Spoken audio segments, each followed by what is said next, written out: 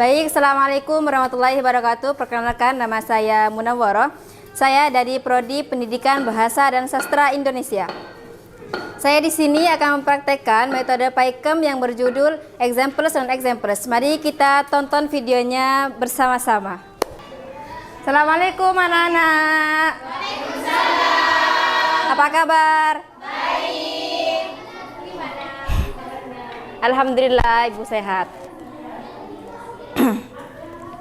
Baik, Ibu di sini akan menjelaskan akan belajar menggunakan metode examples dan examples. Apa itu examples dan examples?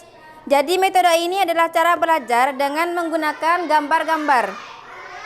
Gambar yang merupakan contoh yang benar dan merupakan gambar contoh yang salah. Tugas kalian nanti akan mengerjakan gambar tersebut lalu membedakan mana yang salah dan mana yang benar. Langkah-langkahnya seperti apa? Yang pertama, saya sebagai guru menyiapkan gambar-gambar yang sesuai dengan materi yang akan saya bawakan nanti. Apa itu materinya? Materinya pendidikan agama dan budi pekerti.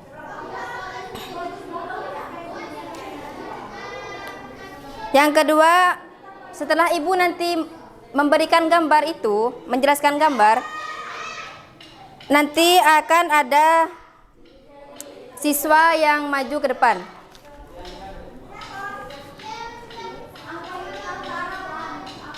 Saya akan memberikan petunjuk dan kesempatan kepada kalian semua untuk mengamati gambar, perhatikan dan menganalisis isi dari gambar-gambar tersebut. Paham ya?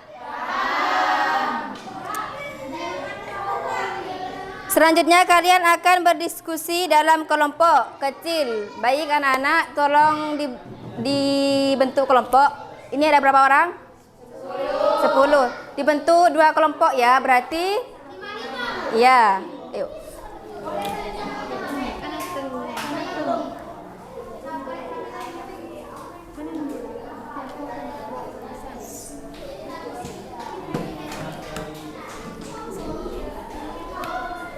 Baik, berarti ini kelompok 1 dan di belakang kelompok 2. Setelah berkelompok, nanti kalian ada yang menyampaikan temannya, yang lain boleh memberikan komentar atau tanggapan. Seperti itu. Sebenarnya ini butuh proyektor ya, berhubung Ibu tidak punya proyektor, jadi Ibu menggunakan HP untuk contohnya.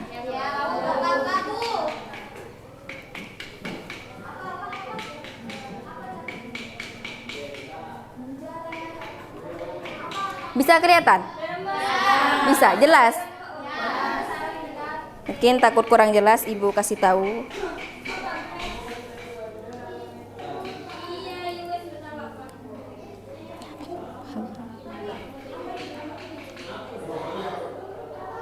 Amati dulu ya biar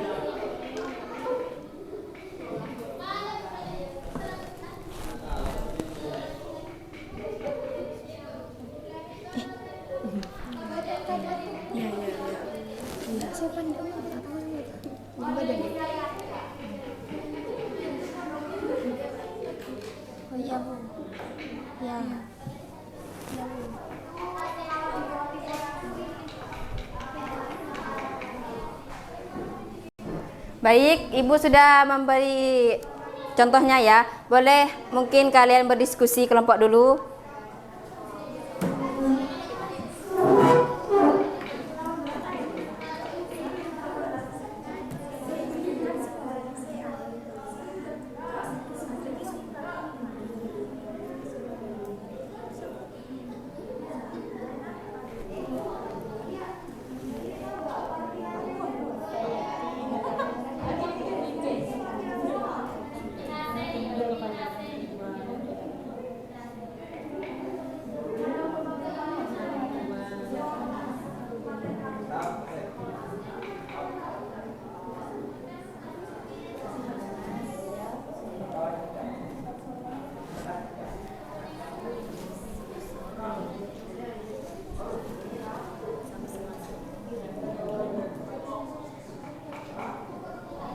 Baik anak-anak sudah?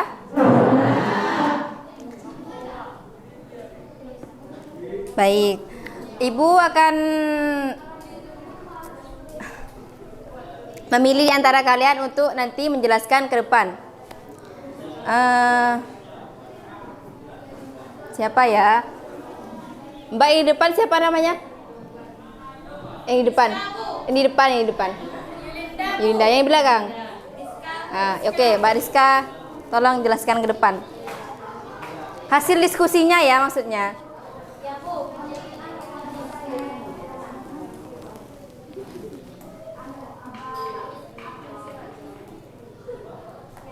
Ini gambarnya. Ini gambarnya. Yang tadi takut lupa. Ya. Baik, jelaskan.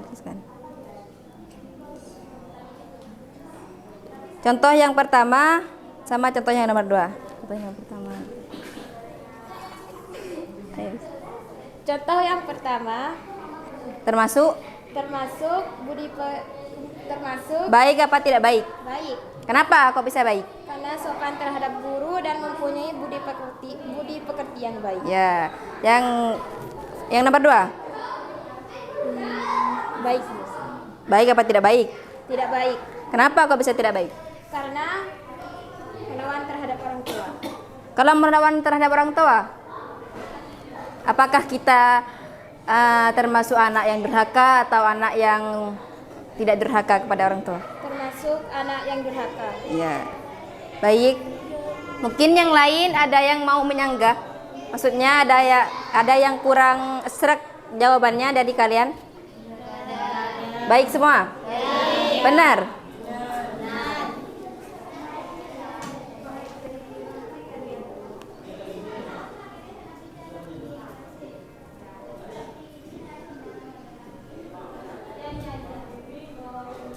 Baik, saya akan mulai menjelaskan materinya. Materinya tadi pendidikan agama dan budi pekerti. Pendidikan agama adalah mata pelajaran wajib di sekolah, memberi pengetahuan, membentuk sikap dan melatih kebiasaan sesuai ajaran agama masing-masing. Jadi kan tidak setiap sekolah itu semuanya Islam, semuanya Katolik, Kristen, kan nggak mungkin. Kan ada yang Kristen, ada yang Islam gitu. Sesuai ajarannya mereka masing-masing. Isi utamanya dasar keimanan, ibadah dan kisah ajaran agama, sopan santun, menghormati orang tua, guru dan sesama. Sikap jujur, bertanggung jawab, tidak kasar dan toleransi. Tujuan membentuk siswa yang beriman, bertakwa, berakhlak mulia dan bisa mengamalkan sehari-hari. Di Indonesia disesuaikan agamanya siswa. Islam, Kristen, Katolik, Hindu, Buddha, Konghucu. Diajarkan guru yang seagama. Singkatnya, penjelasan agama mengajarkan hubungan dengan Tuhan sekaligus cara bersikap sopan dan baik kepada semua orang. Tadi yang Ibu berikan contohnya itu termasuk apa? Apa termasuk berhubungan dengan Tuhan sekaligus cara sopan dan baik kepada orang tua? Apa? Cara baik apa kepada Tuhan? Cara baik ke orang tua atau ke guru? Ya.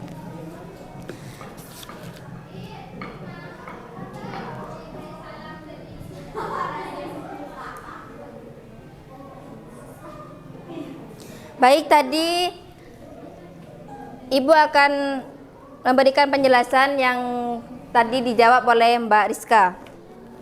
Gambar yang pertama tadi benar kan? Anak berbicara sambil menunduk kepada guru, itu termasuk contoh yang benar. Berarti contoh apa? Contoh exemples apa non exemples? Karena ya. Kenapa contoh ini benar? Karena menundukkan sedikit kepala saat berbicara dengan orang yang lebih tua atau guru adalah tanda bahwa kita sopan, hormat, dan rendah hati. Itu adalah adab yang baik dalam berkomunikasi. berkomunikasi. Gambar yang nomor 2, anak berteriak kepada ibu. Itu tadi contoh yang ya agak baik. Atau contoh yang salah. Kenapa ini contoh yang salah? Karena berteriak kepada orang tua apalagi kepada ibu sendiri itu sikap yang tidak sopan, tidak hormat dan membentak. Seharusnya kita itu berbicara dengan nada yang lembut dan sopan. Jadi kesimpulannya menunjukkan sikap sopan dan hormat masuk kelompok X. Jadi sikap yang tidak hormat masuk kelompok ya.